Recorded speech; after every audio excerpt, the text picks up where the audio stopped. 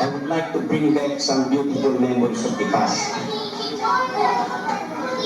It was one early morning in March of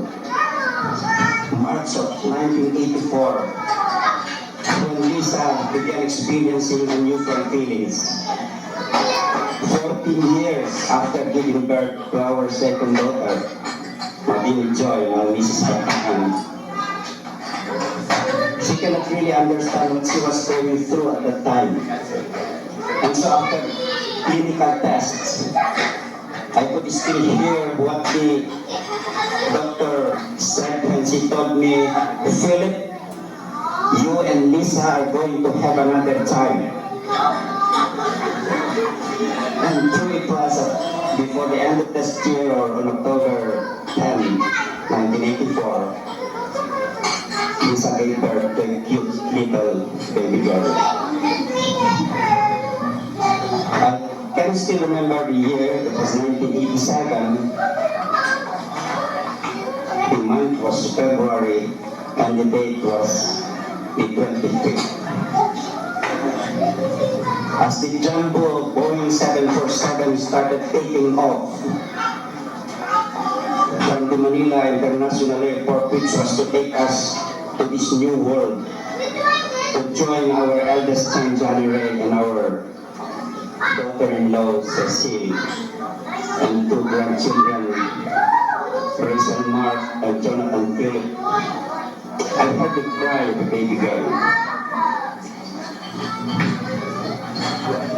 Prior to the takeoff, our first daughter, Mona Lisa, injected some medicine on her mother on instruction of her mother's cardiologist or heart specialist from the Philippine Heart Center to normalize her heartbeat as she then started having severe heart palpitation.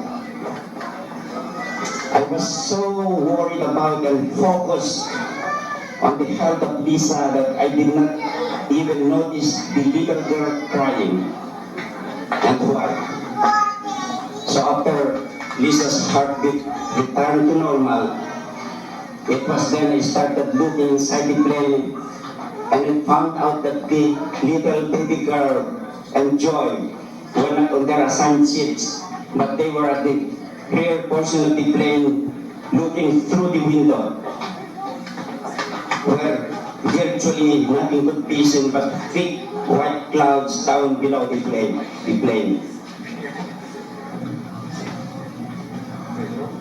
During the course of the long flight to this new world, I would hear the baby cry, and every time she would cry, Joy would point to her, the thick white clouds down below the plane, and the baby girl would stop crying. I believe the little girl enjoyed looking at those thick white clouds outside of the plane. It was snowing heavily when the jumbo 747 touched ground at the Winnipeg International Airport, and there were tears of joy.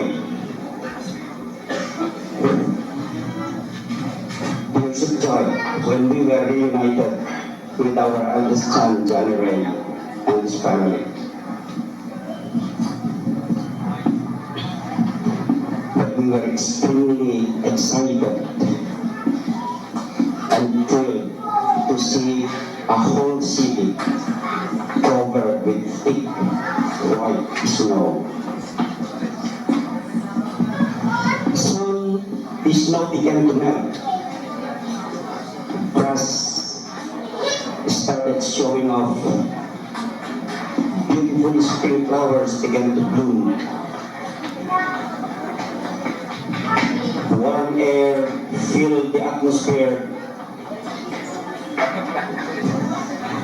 Blue skies appeared. Then came the cold weather, turning the green leaves into gold. And not long after, the snow started pouring, covering once more the entire city with thick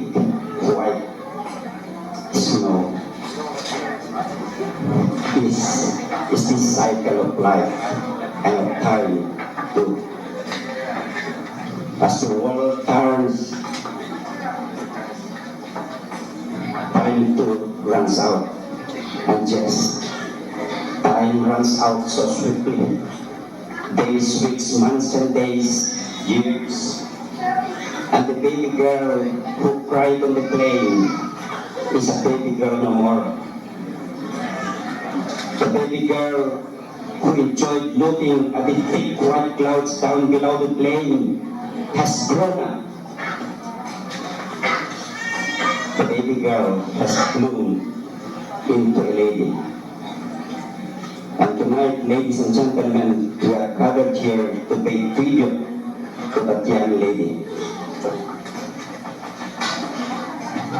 As we celebrate her 80th birthday, I take pride in introducing to you, although she has already been earlier introduced, our youngest daughter, the fifth in the family, Nanette.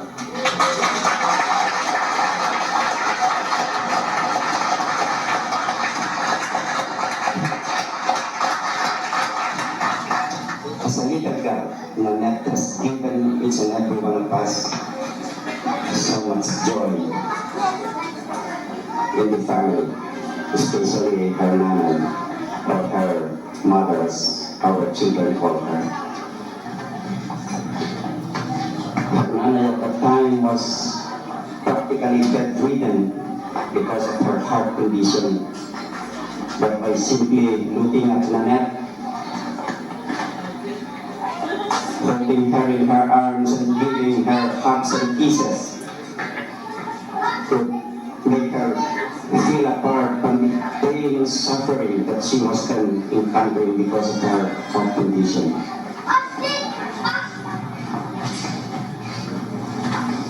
The neighborhood who loved Nanette so well, so much, that they would take her into their hands, lift her as high as they could, and Nanette would simply enjoy that. That precisely was the reason Nanette enjoyed looking at the thick white clouds down below the plane when we were on our flight to this new world. And today, Nanette, you are a baby girl no more. You have grown into a lady. But I and your nanay, you see, are getting old. And as we grow even older, we expect of you, Nanette. We expect of you, Nanette.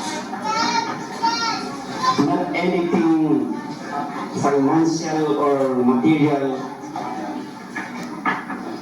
We expect of you in the same manner that we expect of your other sisters and brothers. Not anything material or financial, but something that would give us some something that gives us some sense of peace and security as we grow older. Something that will enable us to live longer. Something that would make us enjoy life as we continue to live. Something that we could really feel deep in our hearts, Nanette. Yes, Nanette, just continue loving us, continue loving us the way your other sisters and brothers do.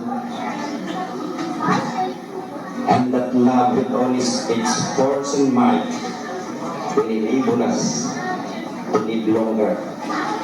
That love with all its warmth and tenderness will enable us to enjoy life as we continue to live. But tonight, ladies and gentlemen, let us celebrate. And so to all of you, sa inyong lahat, to all of you, our friends, on behalf of Lisa and the whole family, we would like to thank you for coming and sharing with us this significant event in the life of our youngest daughter. We are deeply honored by your presence. Maraming salamat po, and let us continue enjoying